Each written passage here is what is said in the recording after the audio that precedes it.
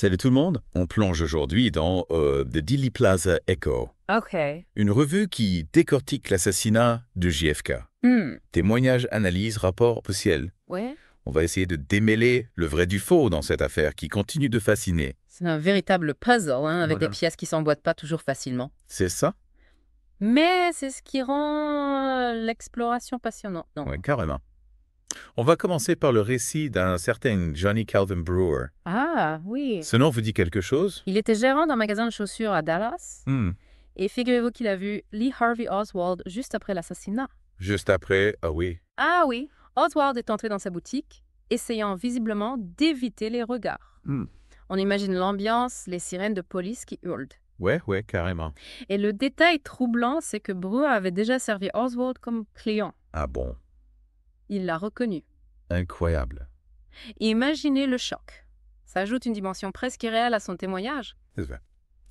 On a aussi le témoignage de Connie Crisberg, une journaliste du Dallas Times Herald à l'époque. Elle était en charge de la réécriture des articles. Imaginez la pression. Elle recevait les informations des reporters sur le terrain et devait rédiger les nouvelles pour le public. Exactement. Wow! Elle était au cœur du chaos de ce jour-là, dans une salle de rédaction en ébullition.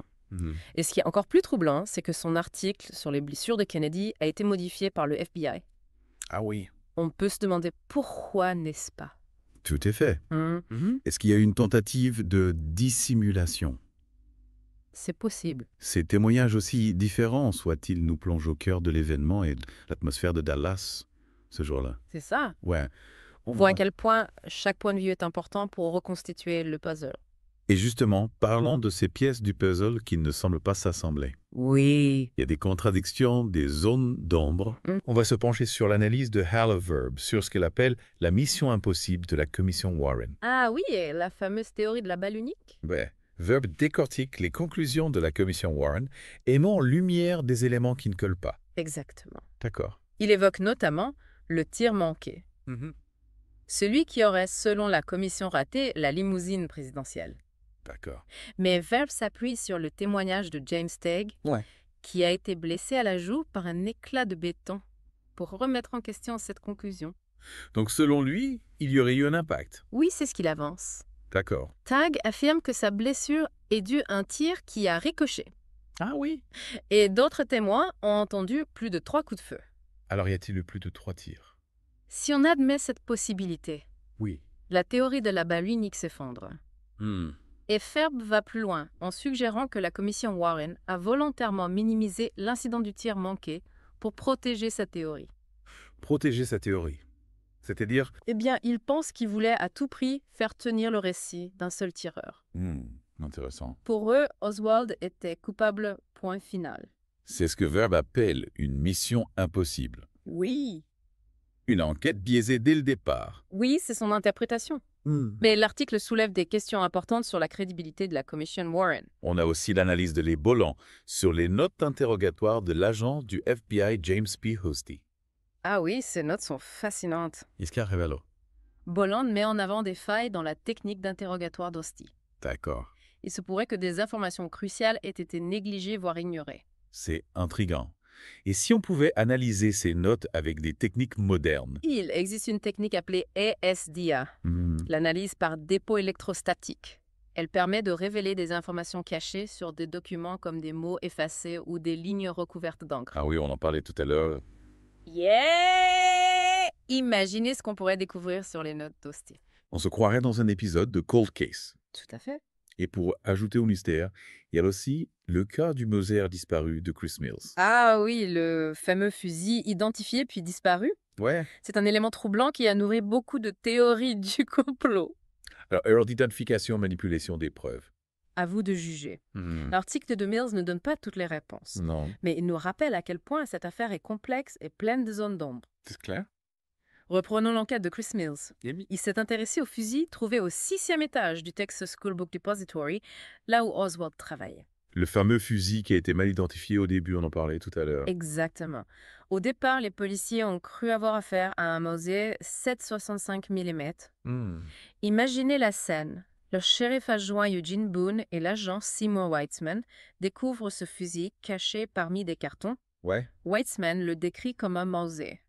Sauf que quelques heures plus tard, on apprend qu'il s'agit en fait d'un Mannlicher Carcano italien de calibre 6,5 mm. De quoi alimenter toutes sortes de théories. De fusils, un échange d'armes.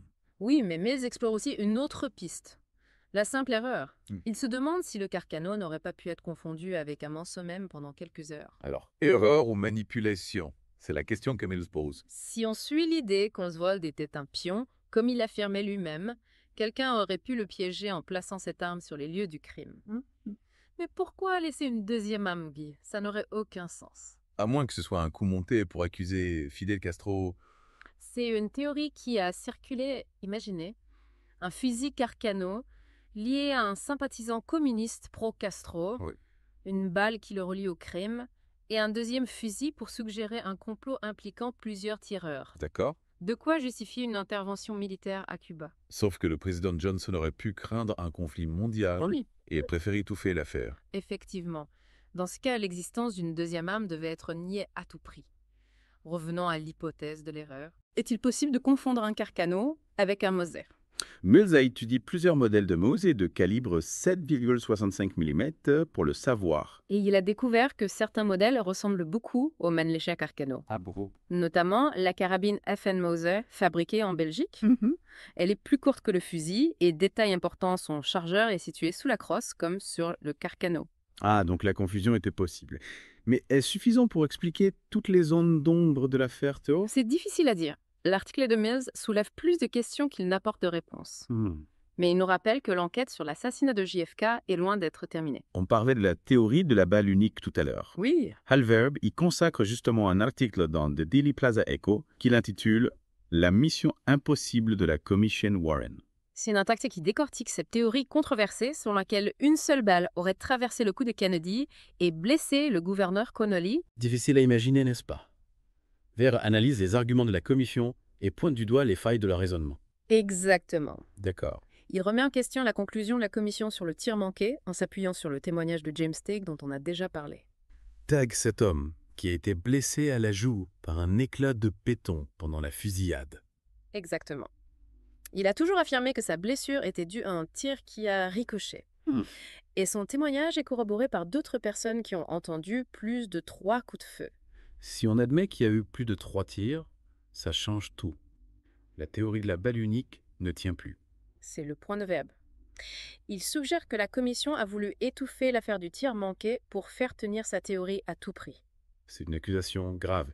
Est-ce qu'il y a des preuves de cette manipulation? Verbe souligne que la commission ne consacre qu'un seul paragraphe au tir manqué dans son rapport final. Vraiment important. Un paragraphe de 7 lignes. On a l'impression qu'il voulait balayer cet élément gênant sous le tapis. C'est l'interprétation de Verbe. Il pense que la théorie de la balle unique était une nécessité absolue pour la commission, car elle permettait de désigner Oswald comme le seul coupable. Une mission impossible, une vérité fabriquée de toutes pièces. C'est ce que Verbe laisse entendre. Oui, son analyse nous pousse à nous interroger sur la crédibilité de la commission Warren et de ses conclusions. Des questions qui restent d'actualité aujourd'hui encore. On comprend pourquoi cette affaire fascine autant. Passons maintenant au témoignage de Johnny Calvin Brewer, recueilli par Ian Griggs. Ah oui. Brewer, le gérant du magasin Joshua, qui a vu Oswald entrer au Texas Theatre après la fusillade. Oui, Son témoignage est capital.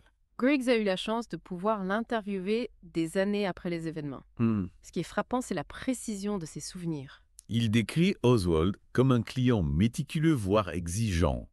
Il se souvient même du modèle de chaussures qu'il a acheté. Ah oui! Des 2 œillets à semelle crêpe, modèle 810 taille 8,5. C'est incroyable, le crainteur.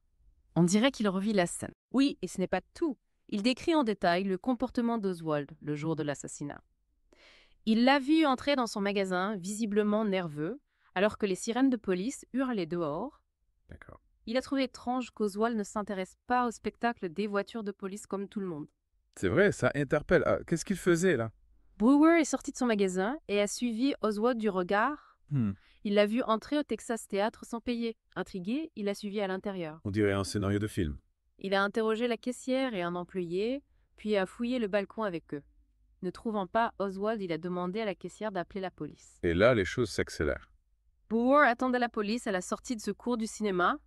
Quand ils sont arrivés, ils l'ont pris pour le suspect et l'ont plaqué au sol. Pauvre Brewer. Ah bah, C'est ton posture. Heureusement, il a pu s'expliquer et indiquer la présence d'Oswald dans le cinéma. Il a assisté à l'arrestation d'Oswald et l'a même entendu dire « Je ne résiste pas à mon arrestation ». Un témoignage précieux qui nous plonge au cœur de l'action. On se rend compte que chaque détail, chaque rencontre peut avoir son importance dans une affaire aussi complexe. Absolument. Le récit de Brewer nous rappelle que l'histoire est faite de destins croisés et que même un simple gérant de magasin de chaussures peut se retrouver au cœur d'une tragédie qui marquera le monde entier. Justement, avant de conclure cette plongée dans The Dealey Plaza Echo, il nous reste un dernier article à explorer l'analyse de l'Ebolan sur les notes d'interrogatoire de l'agent du FBI James P. Hosty. C'est un sujet qui soulève beaucoup de questions et qui pourrait bien nous réserver quelques surprises. Ces notes d'interrogatoire sont une véritable mine d'or pour les chercheurs, hein. Oui. Hosty a rencontré Oswald à plusieurs reprises avant l'assassinat. Et ces notes pourraient contenir des indices précieux sur l'état d'esprit d'Oswald et ses motivations. Mais on a dit tout à l'heure qu'il y avait des failles dans sa technique d'interrogatoire. Est-ce que ça veut dire que des informations cruciales ont pu passer entre les mailles du filet? C'est ce que suggère Boland dans son analyse. Il pointe du doigt le manque de rigueur de Hosty. D'accord. Par exemple, il ne prenait pas toujours des notes détaillées. Ah oui. Et parfois, il se contentait de résumer les propos d'Oswald. Attends, il résumait pas, mais comment peut-on savoir si ces résumés étaient fidèles à la réalité? C'est un peu inquiétant, non? Oui, c'est une des limites de ces notes. Ouais. On ne peut pas être sûr à 100% que tout ce qui est écrit reflète exactement ce qu'Oswald a dit. Et c'est là que la technique ESDA entre en jeu. Ah oui, on en parlait tout à l'heure. Si j'ai bien compris, elle permet de détecter des traces d'écriture effacées ou cachées. Exactement. Imaginez, on pourrait découvrir des mots, des phrases, voire des paragraphes entiers que Hosty aurait effacés ou masqués. D'accord. Cela pourrait changer notre compréhension de l'affaire. C'est fascinant. Est-ce que cette technique a déjà été utilisée sur les notes d'Hosty? Pas encore. Mais plusieurs chercheurs réclament une analyse SDA complète de ces documents. Ce serait un pas en avant considérable dans l'enquête. Alors, on croise les doigts pour que ça arrive un jour. En attendant, on peut se demander quelles informations cruciales pourraient se cacher dans ces notes. Difficile à dire avec certitude. Mais imaginez qu'on découvre des propos d'Oswald qui suggèrent un complot ou des menaces précises qu'il aurait proférées. Oui. Cela pourrait tout remettre en question. On se croirait dans un roman d'espionnage. En tout cas, l'analyse de Boland nous montre à quel point il est important de ne négliger aucun détail dans une affaire aussi complexe. Tout à fait. Chaque indice, chaque témoignage, chaque document peut potentiellement apporter un nouvel éclairage sur l'assassinat de JFK. Oui. C'est ce qui rend cette affaire si passionnante, mais aussi si frustrante. C'est vrai, on a l'impression de tourner en rond, de se heurter à des murs. Mais en même temps, on a envie de continuer à chercher, à comprendre ce qui s'est réellement passé ce jour-là. Et c'est important de ne pas baisser les bras. Non. L'histoire est en constante évolution. De nouvelles technologies, de nouveaux témoignages, de nouvelles analyses peuvent émerger à tout moment. Alors, gardons espoir. Qui sait ce que l'avenir nous réserve? En tout cas, cette plongée dans The Dealey Plaza Echo nous a donné beaucoup à réfléchir. On a découvert des témoignages poignants, des analyses pointues et des zones d'ombre qui restent à explorer. C'est ça la beauté de l'histoire. Ouais. Elle nous incite à nous questionner, à remettre en cause les vérités établies et à chercher la vérité, même si elle est parfois difficile à trouver. Merci de nous avoir accompagnés dans cette exploration. Merci à vous. N'hésitez pas à partager vos réflexions et à continuer à vous intéresser à cette affaire qui continue de fasciner le monde entier. À bientôt pour une nouvelle plongée dans les mystères de l'histoire.